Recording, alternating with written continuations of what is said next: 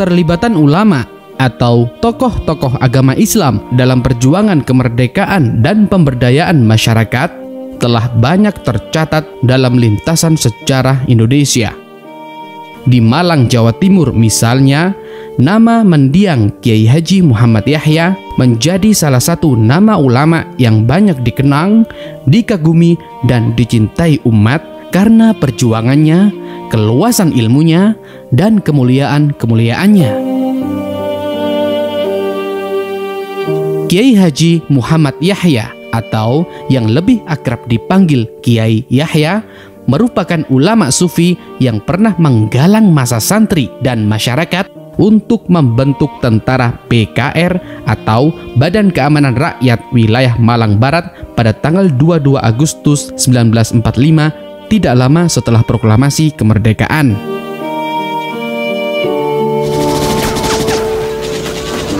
Ulama yang pernah terlibat dalam perjuangan fisik dalam mempertahankan kemerdekaan bangsa Indonesia ini, pada tahun 1945, Kiai Yahya juga merupakan salah satu pendiri pembentukan barisan tentara Kiai dalam Laskar Sabilillah di daerah Komando BKR Divisi Untung Suropati. Dan Laskar Sabilillah ini yang nantinya terlibat dalam perjuangan fisik perang gerilya hingga melawan kekejaman PKI. Banyak kisah-kisah teladan hingga kisah-kisah keheroikan sosok Kiai Yahya yang dikenal berwibawa dan berilmu kebal.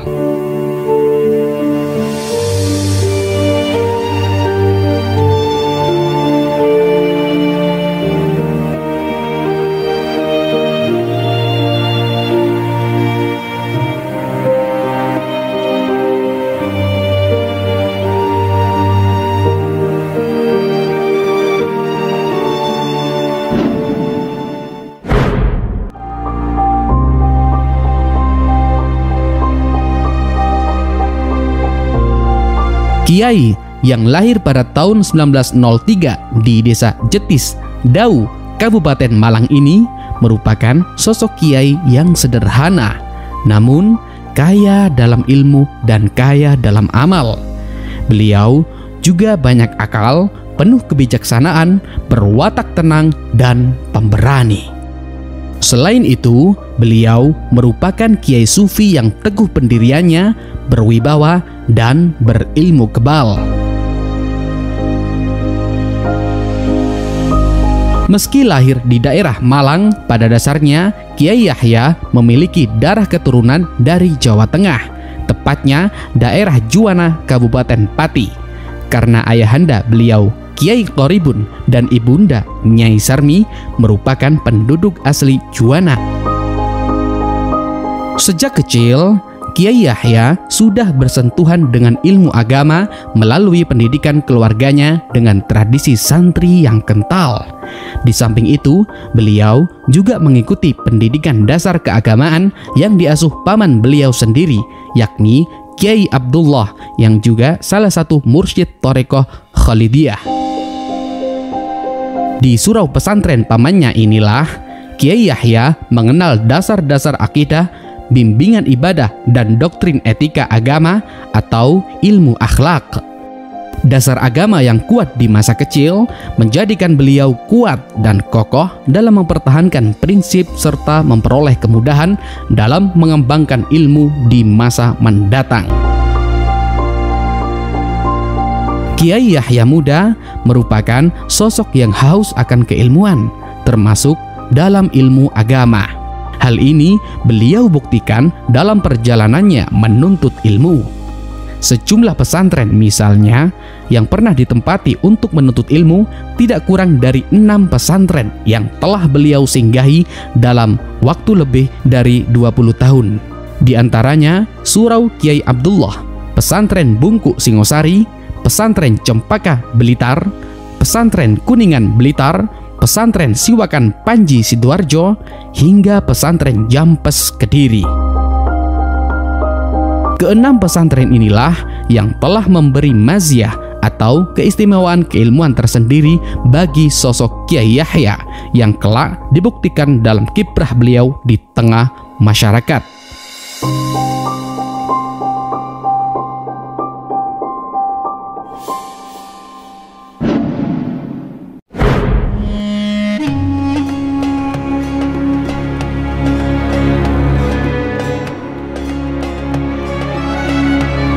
Dalam perjalanan menuntut ilmunya, seusai menjalani pendidikan dasar keagamaan di surau Kiai Abdullah, Kiai Yahya melanjutkan pendidikannya di sebuah pesantren besar di Malang, yaitu Pesantren Bungku Singosari.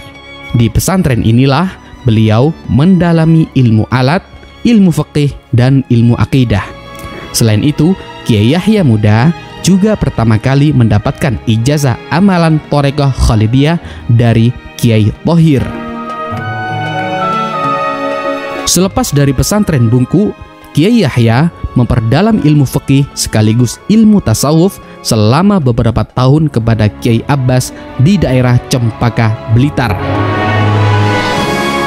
Kesadaran akan kehausannya terhadap ilmu, Kiai Yahya mondok di pesantren Kuningan, Blitar hingga beliau melanjutkan di Pondok Siwakan Panji Sidoarjo yang diasuh oleh Kiai Kozin.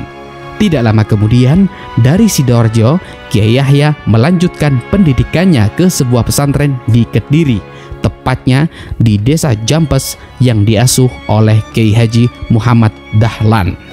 Di pesantren Jampes inilah kesungguhan Kiai Yahya dalam menuntut ilmu benar-benar terbukti. Hal ini ditunjukkan dari ketekunan dalam mengikuti pengajian yang diberikan oleh sang kiai. Siang dan malam digunakan untuk mengkaji dan membaca kitab, bahkan dalam keadaan sakit sekalipun. Bukan hanya dalam keilmuan, di pesantren Jampes ini, Kiai Yahya Muda juga pernah meminta izin untuk menambah wiridan thariqah selain yang telah dilakukan selama ini. Namun, Kiai Dahlan tidak memberikan restu, bahkan menyatakan bahwa suatu saat nanti akan datang sendiri guru thariqah yang akan memberikan ijazah kepadanya. Setelah puluhan tahun belajar berbagai ilmu di berbagai pesantren, Kiai Yahya merasa terpanggil untuk mengamalkan ilmu yang diperolehnya di tanah kelahirannya. Akhirnya, pada tahun 1930, atas restu Kiai Haji Ihsan, Kiai Yahya boyong ke kota kelahirannya di Malang.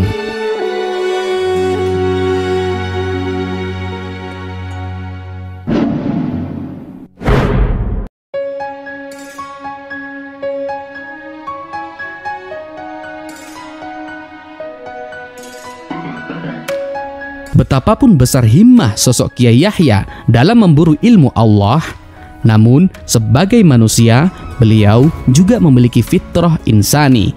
Maka atas restu dan ridho dari Kiai Ihsan, pada tahun 1930 Kiai Yahya boyong untuk kembali ke tempat asalnya dari pesantren Jampes, kembali ke kota kelahirannya di Malang.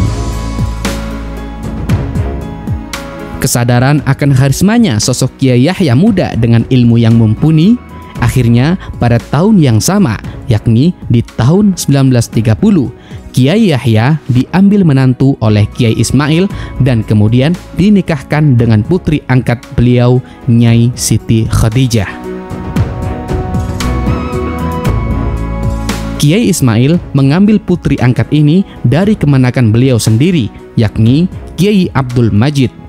Kedua ulama ini merupakan pengasuh generasi kedua Pondok Pesantren Gading Kasri Miftahul Huda, Malang. Pasangan Kiai Yahya dan Nyai Khadijah baru benar-benar membangun rumah tangga setelah 5 tahun akad nikah, tepatnya pada tahun 1935 atau setelah wafatnya Kiai Abdul Majid dan Kiai Ismail. Di tahun itu pula, Kiai Yahya mengemban tugas ganda sebagai kepala rumah tangga dan pengasuh pesantren Pondok Pesantren Gading Miftahul Huda, Malang. Dengan begitu, bertambahlah tugas dan kewajiban Kiai Yahya. Selain harus membina keluarga, beliau juga menyebarkan ilmu terhadap santri di Pondok Pesantren Gading Miftahul Huda, Malang, yang kemudian lebih dikenal dengan Pondok Gading Malang. Pondok Pesantren Miftahul Huda berdiri hampir 2,5 abad yang lalu, tepatnya pada tahun 1768 yang didirikan oleh Kiai Munadi yang berusia mencapai 125 tahun sekaligus sebagai pengasuh pesantren selama hampir 90 tahun. Ketika Kiai Munadi wafat, dalam mengasuh pesantren diteruskan oleh putra tertua Kiai Munadi, yakni Kiai Haji Ismail, yang mana beliau mengasuh pondok pesantren kurang lebih selama 50 tahun. Namun pada usia 75 tahun beliau wafat. Karena Kiai Ismail tidak mempunyai putra, maka pengelolaan pesantren dilanjutkan oleh menantu beliau, yakni Kiai Yahya.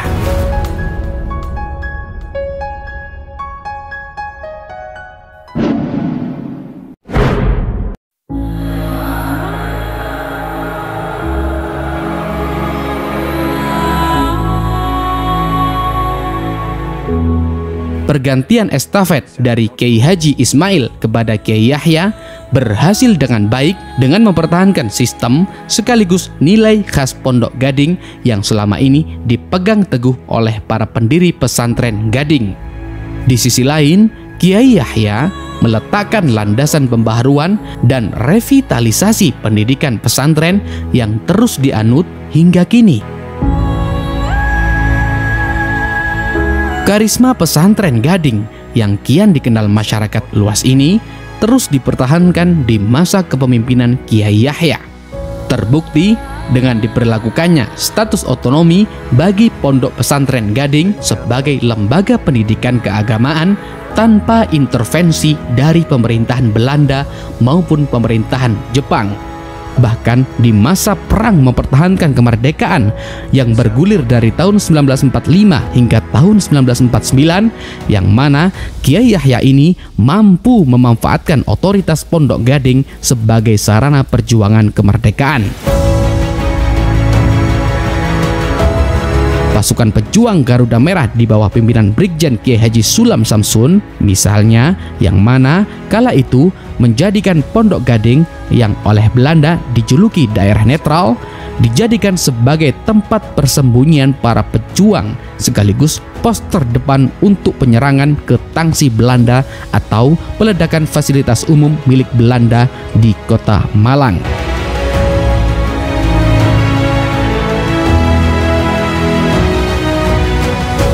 Keberhasilan Kiai Yahya meneruskan dan mempertahankan karisma Pondok Gading antara lain karena Kiai Yahya lebih suka menggunakan pendekatan keilmuan dan akhlakul karimah dalam menyelesaikan permasalahan. Cara ini ternyata cukup berhasil karena dengan karisma dan ilmu akhlak itulah beliau mampu mengurangi terjadinya kekerasan baik antar masyarakat maupun antara santri dengan masyarakat di luar pondok.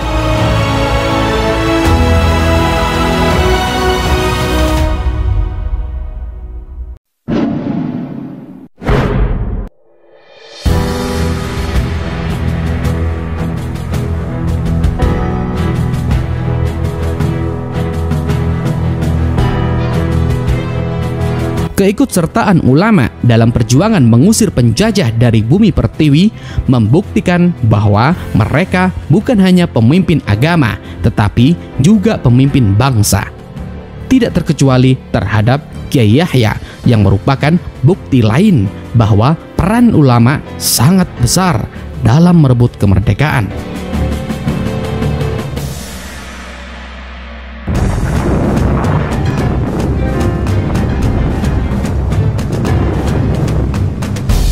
Pada bulan Maret 1942 misalnya, ketika Jepang menyerang Indonesia yang kala itu masih pemerintahan Hindia Belanda, membuat pemerintahan Hindia Belanda menyerah kepada Jepang di Kalijati dekat Bandung.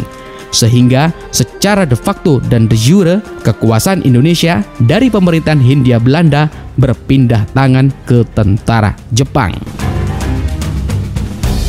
Ketika Jepang berkuasa, Kiai Yahya tidak ikut langsung berperang di arena pertempuran. Beliau tetap saja melaksanakan rutinitasnya di pesantren. Namun, segenap santri diajak membaca Hizib Nasor dan manakib Syekh Abdul Qadir Al-Jilani secara rutin guna untuk mendoakan para pejuang Indonesia melawan kekejaman Jepang, termasuk para ulama yang ditangkap Jepang karena kala itu mereka menolak seikeri dan berbagai kebijakan pemerintahan Jepang yang menyengsarakan rakyat pribumi.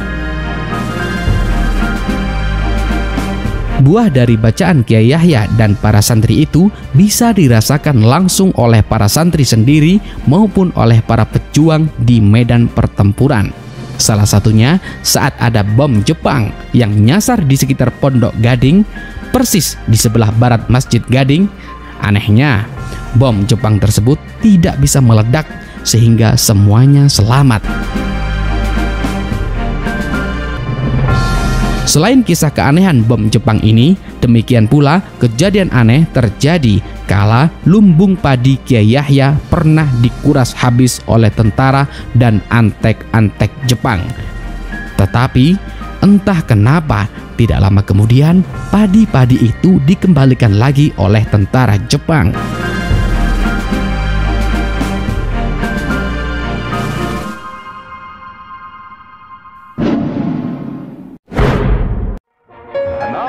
The most dramatic pictures of the underwater blast taken from a photographic plane. Here is the motion picture spectacle of all time. Proklamasi kami, bangsa Indonesia, dengan ini menyatakan kemerdekaan Indonesia.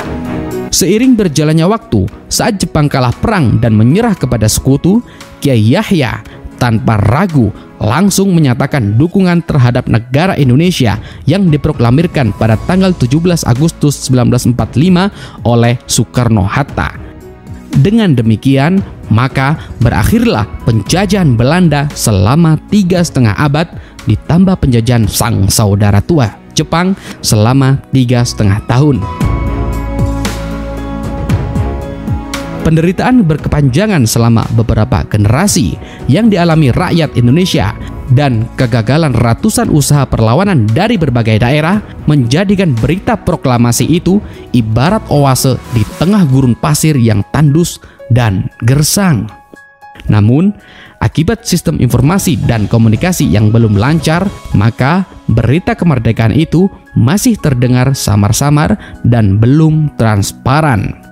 Rakyat Indonesia di berbagai pelosok daerah, termasuk di Malang misalnya, masih bertanya-tanya tentang kesungguhan berita kemerdekaan itu serta informasi penting lainnya. Namun, tidak lama kemudian, Kiai Yahya didatangi oleh Mayor Sulam Syamsun, seorang komandan batalion tentara BKR yang membawa kabar proklamasi kemerdekaan Indonesia. Ketika disampaikan bahwa Indonesia sudah merdeka, tampak sekali wajah Kiai Yahya cerah berseri-seri. Dadi pun saestu merdeka nggih. Jadi sudah benar-benar merdeka ya? Tanya beliau meminta ketegasan. Nggih Kiai. Iya Kiai, jawab Mayor Sulam. Akhirnya dengan bulat Kiai Yahya mengumumkan kepada para santri dan masyarakat Malang bahwa Indonesia sudah merdeka, dan dengan kemerdekaan inilah Kiai Yahya menghimbau agar ikut serta berjuang dalam mempertahankan kemerdekaan Indonesia.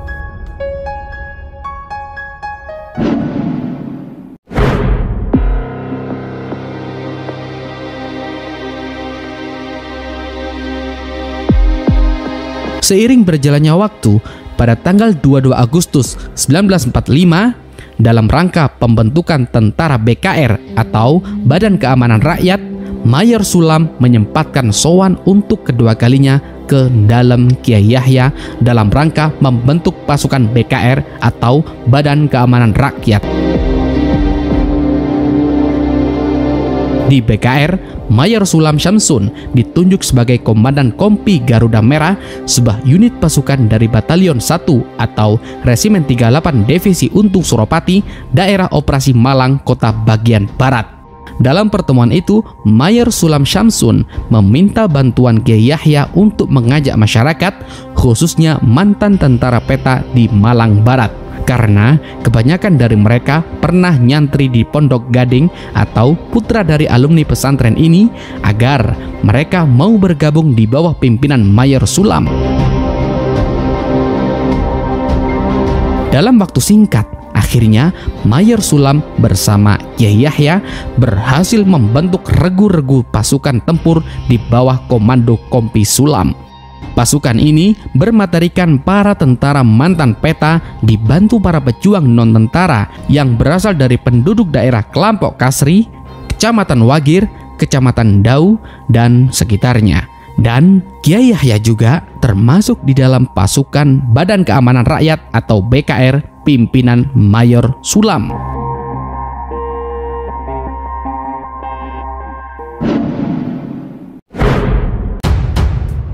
Bismillahirrahmanirrahim. Merdeka! Saudara-saudara, rakyat jelata di seluruh Indonesia, terutama saudara-saudara penduduk kota Surabaya. Pengumuman dengan resolusi jihad yang terjadi pada tanggal 22 Oktober 1945 yang dicetuskan oleh Rais Akbar Nahdlatul Ulama Hadratus Syekh Kiai Haji Hasyim Asy'ari menyerukan kepada santri dan umat Islam hingga para pejuang di seluruh Indonesia untuk ikut berjuang dalam pertempuran mempertahankan kemerdekaan untuk melawan pasukan gabungan Nika dan Inggris yang ingin kembali menjajah Indonesia. Dan kita yakin saudara-saudara, pada akhirnya pastilah kemenangan akan jatuh ke tangan kita. Sebab Allah selalu berada di pihak yang benar. Percayalah saudara-saudara, Tuhan akan melindungi kita sekalian. Tidak lama kemudian, setelah dicetuskannya resolusi jihad, ribuan kiai dan santri hingga para pejuang dari berbagai penjuru tanah air bergerak ke Surabaya, tidak terkecuali Kiai Yahya dan Mayor Sulam yang akhirnya menyerukan para santri dan pejuang di BKR untuk ikut berjuang dalam pertempuran yang akan terjadi pada tanggal 10 November 1945. Akhirnya Kiai Yahya termasuk ratusan ribu pejuang berangkat berjuang dan bertempur di garis depan dalam pertempuran 10 November 1945. Saat itu, Kiai Yahya masuk dalam barisan kiai bersama puluhan kiai lain dari berbagai daerah di Jawa Timur.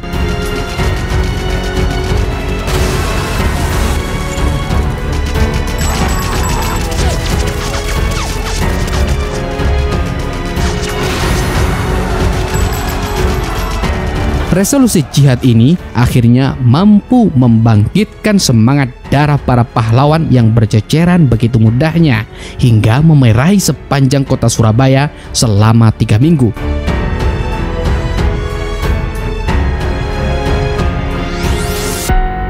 Inggris sebagai pemenang Perang Dunia Kedua itu akhirnya kalah. Inilah perang terbesar sepanjang sejarah Nusantara yang kemudian dikenal sebagai Hari Pahlawan Nasional.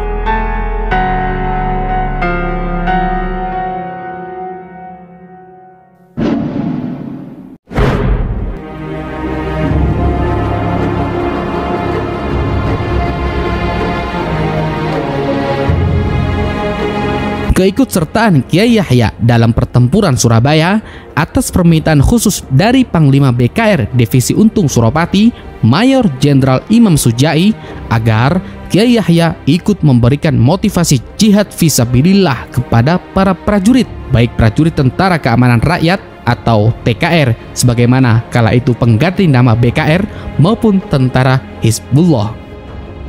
Sepulang dari pertempuran di Surabaya, Kiai Yahya mengikuti pertemuan khusus di Pandaan Pasuruan bersama para pimpinan BKR atau TKR serta beberapa ulama lainnya.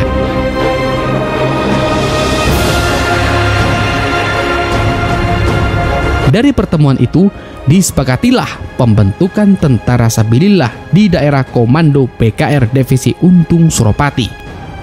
Tentara Sabilillah merupakan tentara khusus yang beranggotakan para kiai dengan tugas utama, yakni memberikan pembekalan batiniah serta motivasi jihad kepada para tentara. Dan Tentara Sabilillah ini yang kemudian nantinya ikut serta dalam garda terdepan berperang dalam perang gerilya hingga melawan kekejaman Partai Komunis Indonesia atau PKI.